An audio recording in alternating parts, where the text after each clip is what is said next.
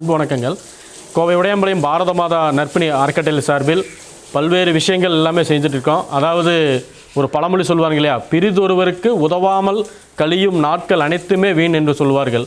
அந்த வகையில் ஒவ்வொரு நாட்களையும் மற்றவருடைய துயர் துடைக்கும் நாட்களாக எண்ணி இந்த பாரத மாதா பல்வேறு விஷயங்களை செய்து கொண்டிருக்கிறது. அதில் பல விஷயங்கள் செய்யும்போது இதயத்தால் ஈர்க்கப்படும். அப்படி ஒரு இதயத்தால் ஈர்க்கப்படுற விஷயத்துக்கு தான் இங்கே வந்திருக்கிறோம். இந்த இடம் கோவை சிங்காநல்லூரில் வசந்தா மில் காலனி அந்த ஏரியாவில் இருக்கிற மார்க்கெட் வீதியில் குடியிருந்துட்டு இருக்கிறாங்க. ஒரு வாடகை வீட்டில் குடியிருந்து கொண்டிருக்கும் திருமதி நந்தகுமார் அப்பா, திரு பரிமளம் அம்மா. இந்த குடும்பம் வந்து பார்த்திங்கன்னா இவங்க கிட்டத்தட்ட இங்கே ஒரு 20 வருஷமாக இருக்கிறாங்க. இவங்களுக்கு வந்து 2 குழந்தைகள். ஒரு பையன் வந்து பார்த்திங்கன்னா ஒரு இளம் வயதிலேயே ஒரு கிட்னி பாதிப்பால் இறந்து போயிடுறாரு. ஒரு பெண் நல்லபடியாக இன்றைக்கி வந்து வளர்த்துறாங்க. இன்றைக்கி இருக்கிற காதல் மோகத்தில் தன்னுடைய காதல் அவங்க வாழ்க்கை அவங்களே முடிவு பண்ணி வாழ்க்கை தேடி ஓடிடுறாங்க. அதில் இந்த 2 பிள்ளைகளுடைய இதாலும் பாதிக்கப்பட்டு இவர் வந்து பார்த்திங்கன்னா சாந்தி கீர்ஸில் வந்து டீம் மாஸ்டர் வேலை செஞ்ச மிகச்சிறந்த ஒரு ஊழியர், மிகச்சிறந்த சர்வீஸ் மேன், நல்ல ஒரு டீம் மாஸ்டர், ஒரு அன்பானவர், பண்பானவர், எல்லாமே பண்ணியிருக்காரு. இன்றைக்கி 60 வயசு. அழுகக்கூடாதீங்க, நாங்களாம் இருக்கிறோம். ஏன்னா 60 வயசு. இன்றைக்கி என்னென்னு கேட்டிங்கன்னா அந்த வயது மூப்பு, மன அழுத்தம் ப்ளஸ் வந்து சுகர், அவருடைய பாதிப்புனால என்னென்னு கேட்டிங்கன்னா கால்கள் எல்லாமே வந்து விரல்கள் வெட்டி எடுக்கிற சூழல் உருவாயிருச்சு. அந்த ஒரு சூழலில் போராடிட்டு இருக்கிற ஒரு குடும்பம். அது மட்டும் அல்லாது எங்கள் அன்பு அம்மா இவங்க வந்து பார்த்திங்கன்னா கிடைக்கிற சின்ன சின்ன வீட்டு வேலைக்கு போய் சேவை செய்துட்டு இருக்கிற அம்மா இன்றைக்கி தன்னுடைய கணவரை பார்த்துக்க வேண்டிய ஒரு மிகப்பெரிய நிர்பந்தத்தில் அந்த வேலையும் இழந்துடுறாங்க. ஒரு குடும்பம் அடுத்தது என்ன யோசிக்கிறங்கிற ஒரு பெரிய சூழ்நிலையில் வந்து கேட்கும்போது அது இன்றைக்கெல்லாம் வந்து பார்த்திங்கன்னா நாளை மறுநாள் நம்ம கொண்டாடுவது தை திருநாள். தை பிறந்தால் வழி பிறக்கும் என்று சொல்வார்கள். உண்மையாலுமே இந்த மாதிரி எத்தனை ஜீவன்கள் இங்கே போராடிட்டு இருக்காங்கன்னு தெரியல. இவங்களுக்கு எந்த தை வந்தாலும் வழி பிறக்குமான்னு தெரியல. அந்த ஒரு சூழல் தான் வந்திருக்கிறாங்க. அதுபோக இந்த சூழல் அறிந்து அவங்களுக்கு இந்த பாரத மாதா நற்பணி அறக்கட்டளை, அதாவது மனசு என்றைக்குமே பாரத மாதாவுக்கு பெருசு தான், ஆனால் கொடுக்கறதுக்கு உள்ளம் தான், அதை பேக்கெட்டில் இருக்கிற மணி தான் வந்து இல்லை.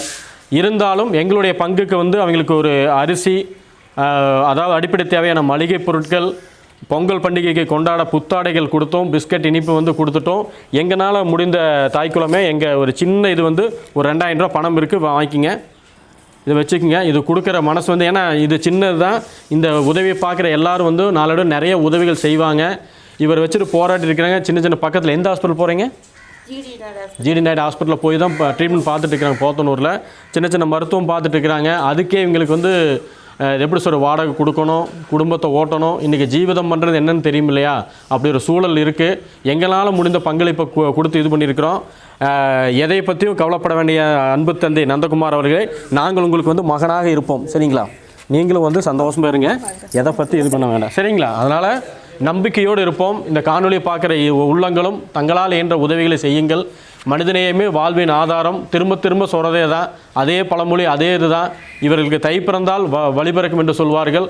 உங்களை போன்ற நல்ல உள்ளங்கள் மூலமாக இவர்கள் வாழ்விலும் ஒரு வெளிச்சம் வரட்டும்.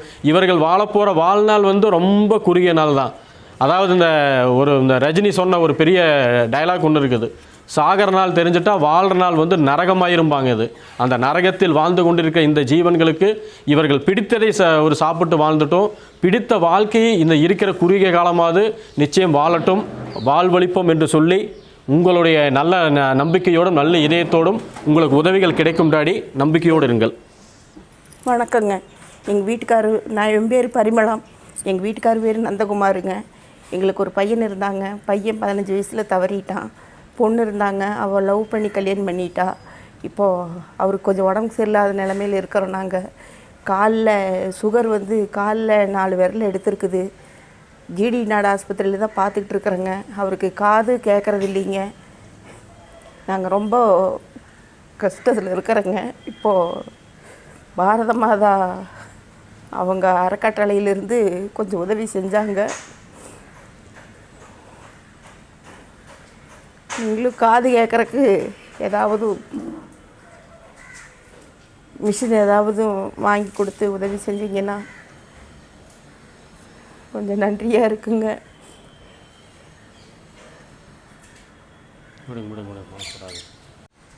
காலில் 2 வருஷம் ஆச்சு. இந்த நடக்க கொஞ்சம் கஷ்டமாக இருக்குது. ஆஸ்பத்திரி போயிட்டு இருக்கிறேன்.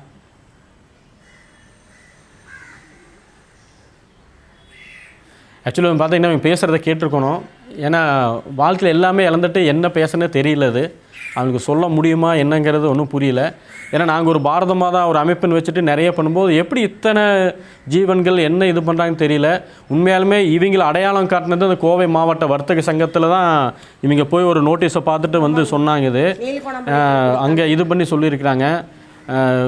எப்படி கோரிக்கை வைக்கிறது எனக்கே இப்போ வந்து நான் தழுதலுக்குது. ஏன்னா என்ன பேசுறதுனே தெரியல. உதவிகள் வந்து எப்படி சொல்கிறது, இவங்கள அடையாளப்படுத்தனுக்கு நன்றி சொல்கிறதா இல்லை இவங்களுக்கு வந்து மேலும் உதவி செய்கிறதா? அதாவது என்னென்னா உதவி செய்கிறவங்க உதவி தேவைப்படும். இணைக்கும் பாலம் தான் பாரத மாதா நற்பணி அறக்கட்டளை.